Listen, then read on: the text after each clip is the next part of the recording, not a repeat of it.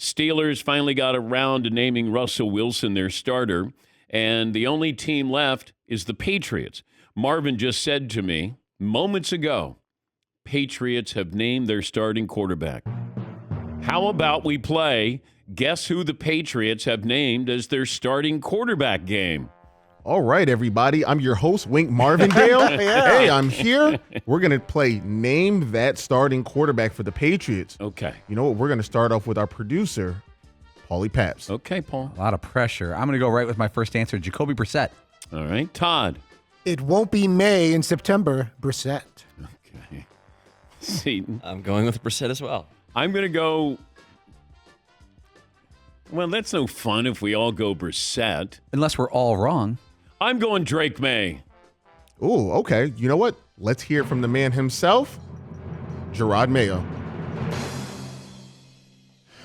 We have decided, or I have decided, that Jacoby Brissett will be our starting quarterback this season. Now, in saying that, as an organization, we're 100% behind Jacoby. There is no, you got a guy right here, you got a guy right there. We're 100% behind Jacoby. And I had an opportunity to talk to Drake. I had an opportunity to talk to Jacoby separately and also together. And I feel like we're all on the same page from an organizational perspective. All right. It's not exciting, but it is smart. I agree with it. And the only thing I thought was when he got banged up the last game on Sunday night, if the shoulder was banged up where he couldn't play, then Drake Maye was going to play. But it felt like that's the cautionary tale here.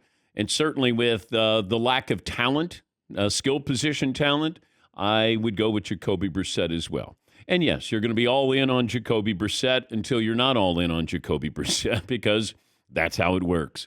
It's just like, it feels like the media is waiting for Justin Fields to take over for Russell Wilson. Russ is going to be your starter. In fact, here's Mike Tomlin finally getting around to making the announcement. I met with both quarterbacks here just a few minutes ago after practice, and I informed them that Russ is QB1 going into week one. It was a difficult decision, but not difficult in a negative way, to be quite honest with you. It was difficult in a positive way. The decision was difficult because of what they're capable of doing. The decision was difficult because of how they have conducted themselves, as opposed to the things that they fall short in terms of capabilities or negative conduct. Okay, let's play the which quarterback plays first. Justin Fields in Pittsburgh or Drake Maye with the Patriots. Which one of those quarterbacks will get the starting role? Todd, I'll start with you. Which quarterback of those two starts first? I think Justin Fields comes in for Russ first. Okay. Not sure why you delivered it that way, but okay. Seton? It's almost like The Simpsons. Yeah. I'm going Drake Maye. Drake Maye. For sure. Marvin? Drake Maye. Paulie? I'm going to call my week in game Drake Maye Week 7 against Jacksonville. Oh, okay. I'm going to go Drake Maye as well. It feels like the media, I don't know if this is happening in Pittsburgh, but it feels like nationally we're kind of going, well, will Russ make it to Thanksgiving? Russ had better numbers last year.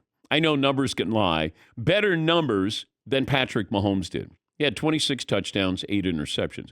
Pittsburgh would kill for that. They would take that all day, all season. But sometimes those numbers lie. When did you get those numbers? Were there times when you were blown out and you put up some decent numbers there? What did you do in crunch time with those numbers? But it feels like we're already circling on the calendar when Justin Fields is taking over for Russ. It's wishful reporting is what is happening here.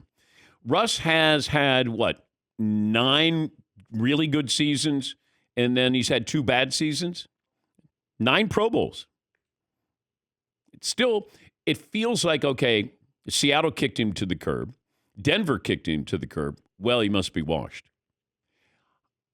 I'd like to see how this goes, obviously with Mike Tomlin. Offensive line, I've got questions about. You do have some skill position players. You got a running game. And this might be just, Russ, go out there and manage the game for us. We don't need you to be Superman. No Herculean task. Just go out there and play. And let's try not to take sacks and make mistakes. And that's probably what Mike Tomlin's going to lean on. Let's be conservative-ish. But they've had hard times, scoring in the preseason. I know it's preseason, but I would be a little bit concerned. Like, you want to see something. In Denver, I got to see Bo Nix lead them. I think he was in for 7 drives. They scored touchdowns on 6 of them. I like it. It's better than the alternative of 7 drives and we have 1 touchdown. But all you want to do is, are we headed in the right direction? And it feels like with that offensive line and some doubt with that, Justin Fields feels like he'll get a chance to play. And the question is, does Russ give up that opportunity because he doesn't play well? Or does he get banged up? Do they need a spark at some point? Once again, you're in a division where the last place team could win the division this year, the Cincinnati Bengals. The Ravens will still be good. Cleveland might figure it out. And they certainly played well last year without Deshaun Watson and Nick Chubb.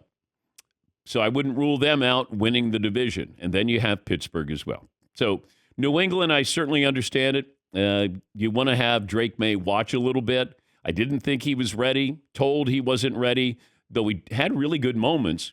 It's weird. He outplayed Jacoby Brissett, but he's not going to get the job because he's not ready for the job. And I think what Jerod Mayo is doing as a rookie head coach, let me just go out there with somebody that I'm familiar with, team's familiar with, and he knows how to play the position.